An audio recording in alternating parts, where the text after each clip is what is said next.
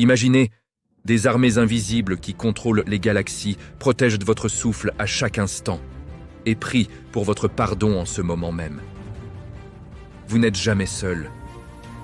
Découvrez les vérités oubliées sur les anges, ces forces cachées d'Allah qui changent tout. Bienvenue sur Histoire Coranique FR, où le Coran révèle l'invisible. Restez jusqu'à la fin de cette vidéo pour découvrir un secret terrifiant sur l'ange de la mort qui va vous bouleverser.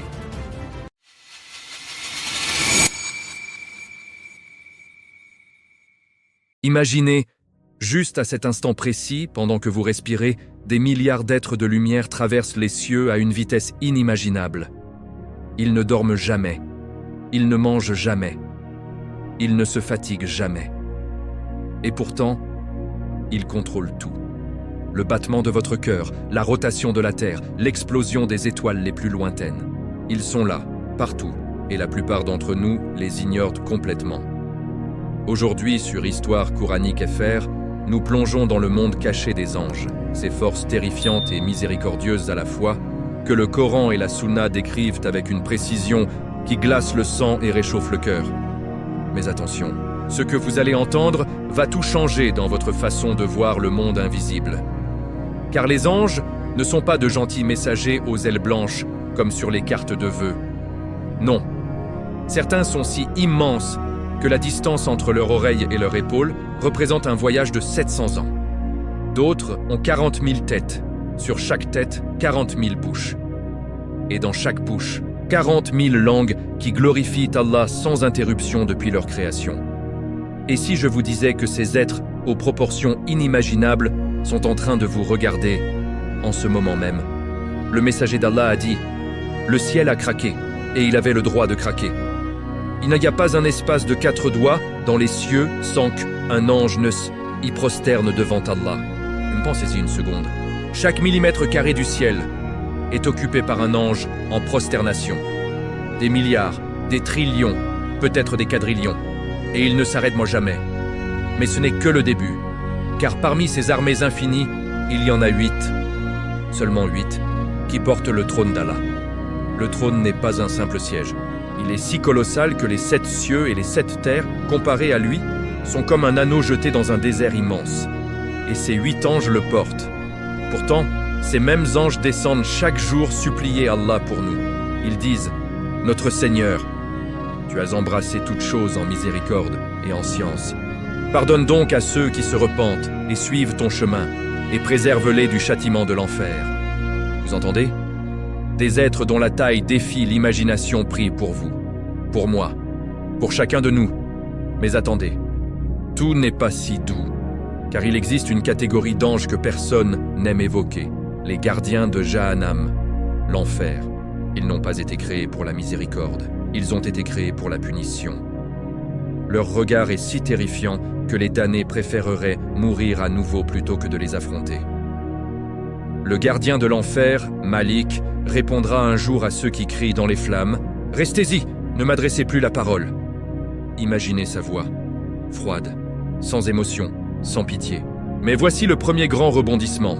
Ces mêmes anges de feu ne brûlent pas. Le feu n'a aucun pouvoir sur eux. Ils marchent dans les flammes comme nous marchons dans l'eau. Ils tirent les chaînes de l'enfer, 70 000 chaînes. Et sur chaque chaîne, 70 000 anges qui tirent. Faites le calcul. Plus de 4 900 millions d'anges. Rien que pour traîner Jahannam le jour du jugement. Restez avec nous pour découvrir leur véritable nature. Et pendant qu'ils font cela, d'autres anges descendent avec chaque goutte de pluie. Une goutte, un ange. Il la guide jusqu'à la feuille, jusqu'au sol, jusqu'à la bouche assoiffée d'un croyant. Exactement là où Allah l'a décidé. Et maintenant, regardez autour de vous, dans cette pièce, dans cette rue, dans cet avion, dans ce lit d'hôpital. Il y a des anges. Certains écrivent sur votre épaule droite. Chaque bonne intention, chaque sourire donné, chaque larme versée pour Allah.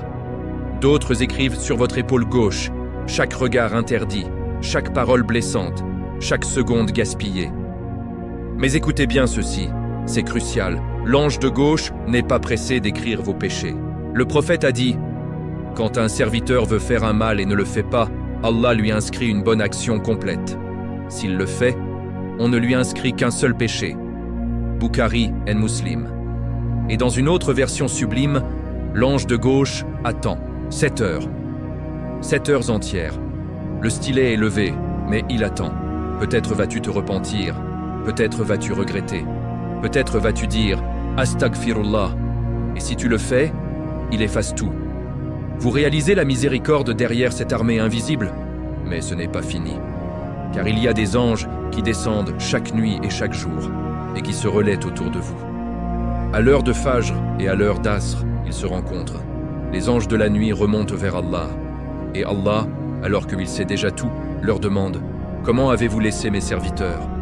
Et ils répondent « Nous les avons laissés en train de prier » ou « Nous les avons laissés en train de dormir ». Dites-moi la vérité. Qu'est-ce que les anges diront de vous tout à l'heure à Fajr? Que Allah vous laisse parmi ceux dont les anges témoignent. Nous les avons laissés en prière. Ou l'inverse. Réfléchissez-y profondément. Et maintenant, le moment le plus intime de tous, quand vous étiez encore dans le ventre de votre mère. Un ange est descendu, un seul, juste une fois. Il a écrit 4 choses, votre subsistance, votre durée de vie, vos actions, et si vous seriez heureux ou malheureux dans l'au-delà.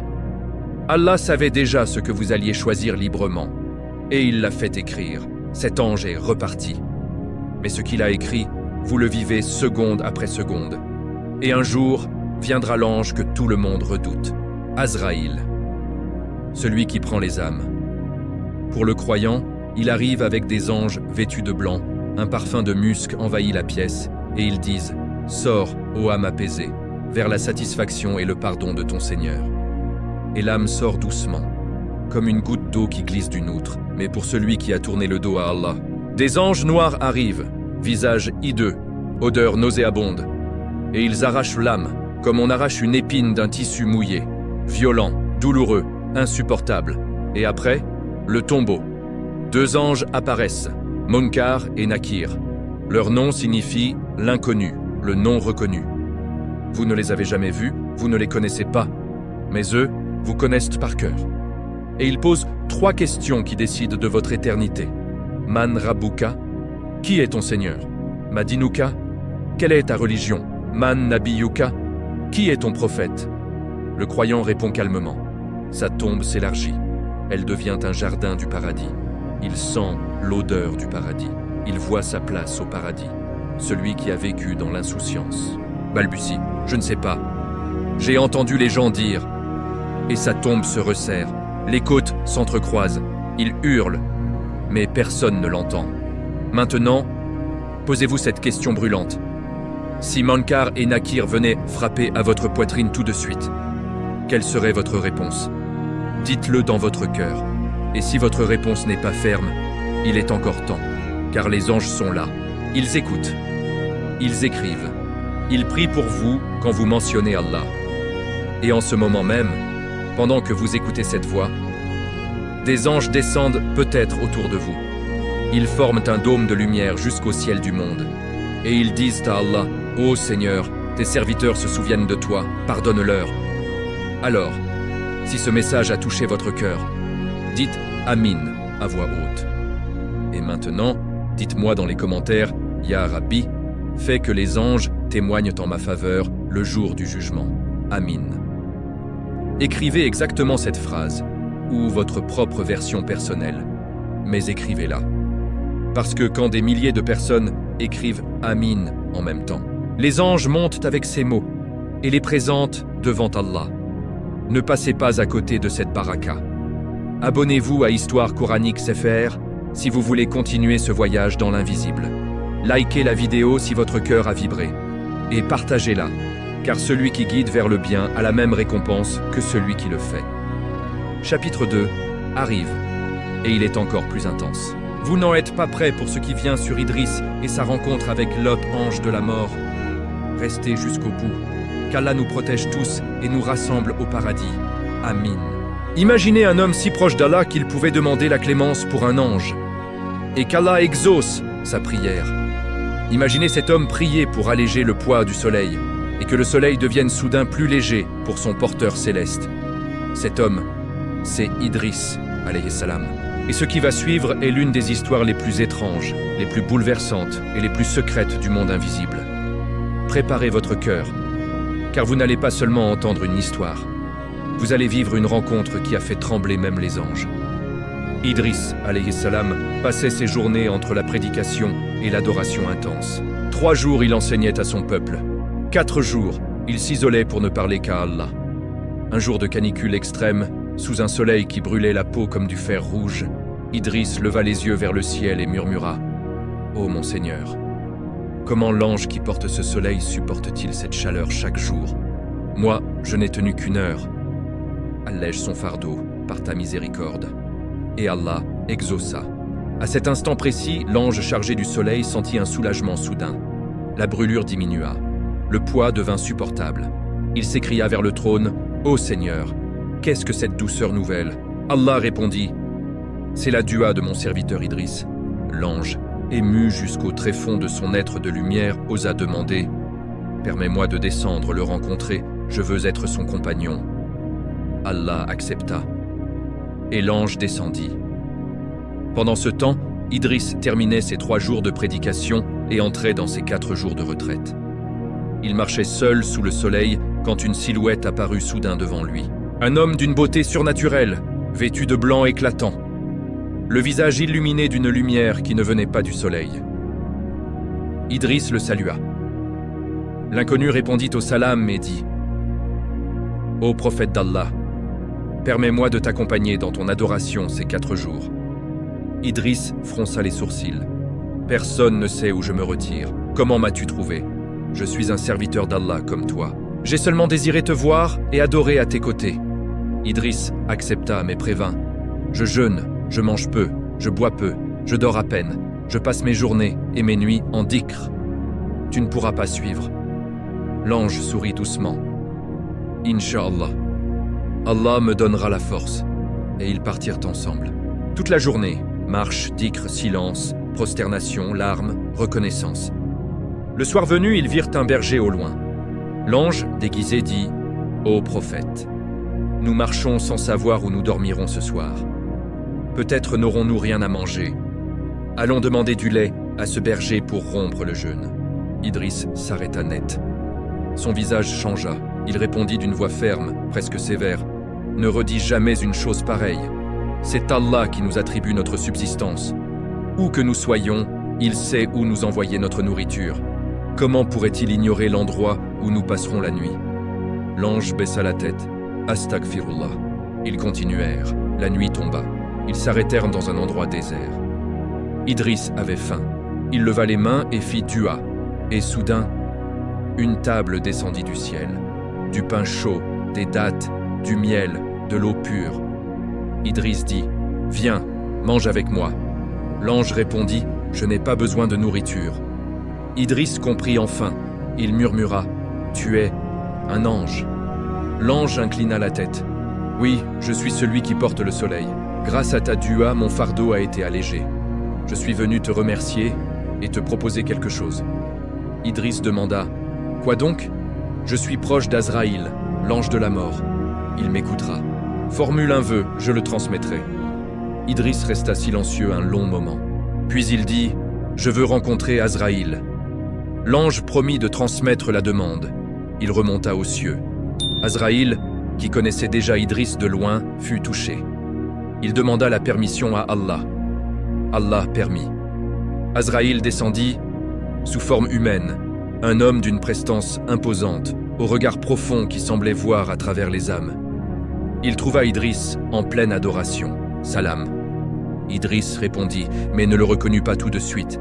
Azraïl dit « Ô prophète d'Allah, puis-je être ton compagnon ces jours-ci » Idriss répéta la même mise en garde. « Mon rythme est dur, tu ne pourras pas suivre. » Azraïl répondit « Inch'Allah, je tiendrai. » Et ils commencèrent. Marche, dhikr, jeûne, veille. Le lendemain, Azraïl, toujours déguisé, demanda « Dis-moi, Idriss, que ferais-tu si l'ange de la mort venait te chercher maintenant ?» Idriss sourit paisiblement. « Je dirais « Bienvenue, ô messager de mon Seigneur. Emmène-moi vers celui que j'aime le plus. » Azraïl resta silencieux. Le 3e jour, Ils passèrent devant un village en deuil. Un jeune homme venait de mourir. Idriss s'arrêta, pria pour lui. Azraïl demanda « Pourquoi pries-tu pour lui ?»« Parce que chaque âme mérite la miséricorde. » Azraïl murmura « Et si c'était ton tour, maintenant ?» Idriss leva les yeux vers lui. « Es-tu Azraïl ?» Azraïl inclina la tête. « Oui. » Un silence immense s'installa. Idriss tremblait, mais pas de peur, d'émotion. Il dit « Alors, prends mon âme, je suis prêt. » Azraïl répondit « Pas encore. Allah m'a ordonné de te laisser vivre plus longtemps, mais il m'a permis de te rencontrer parce que tu l'aimes plus que ta propre vie. » Idriss pleura. Azraïl ajouta « Sache que quand viendra ton heure, je viendrai moi-même, pas avec violence, pas avec rudesse. Je viendrai doucement. Comme un ami vient chercher son ami pour l'emmener vers le plus beau des jardins. » Idriss se prosterna. Et à cet instant, les cieux tremblèrent de la dua d'Idriss. « Ô Allah, fais que ma rencontre avec Azraïl soit comme celle d'un amant avec son bien-aimé. » Et Allah répondit par les anges qui descendirent en nombre incalculable, entourant Idriss d'un dôme de lumière. Et c'est ainsi qu'Idriss fut élevé vivant aux cieux, sans passer par la mort ordinaire. Un honneur accordé à très peu d'êtres. Maintenant, écoutez bien, cette histoire n'est pas seulement belle, elle est un miroir. Car un jour, Azraïl viendra aussi pour vous, et la façon dont il viendra dépend de la façon dont vous vivez aujourd'hui. Si vous vivez comme Idriss, en aimant Allah plus que tout, en pardonnant, en priant pour les autres, en disant « Astaghfirullah » dès que vous trébuchez, alors Azraïl viendra comme un ami. Mais si vous vivez dans l'insouciance, il viendra comme un ordre inexorable. Alors posez-vous cette question, là maintenant. Comment voulez-vous qu'Azraïl vienne vous chercher? Dites-le dans les commentaires, avec votre cœur. Ya Rabbi, fais que ma rencontre avec Azraïl soit douce comme celle d'Idriss. Fais que les anges témoignent pour moi. Amen. Écrivez exactement ça, ou vos propres mots qui viennent du fond de votre âme. Parce que quand vous l'écrivez, les anges le lisent, ils le montent au ciel, et ils prient pour vous. Ne laissez pas ce moment passer sans agir. Abonnez-vous à Histoire Coranique FR pour ne rater aucune de ces vérités qui changent la vie. Likez si votre cœur a été secoué. Partagez cette vidéo, car peut-être qu'une personne qui la verra changera son destin éternel grâce à vous. Qu'Allah fasse de nous tous des serviteurs dont les anges prient pour le pardon, qu'il nous élève comme Idriss et nous accueille comme des bien-aimés. Amin ya Rabb al-Alamin. Barakallahu fikum.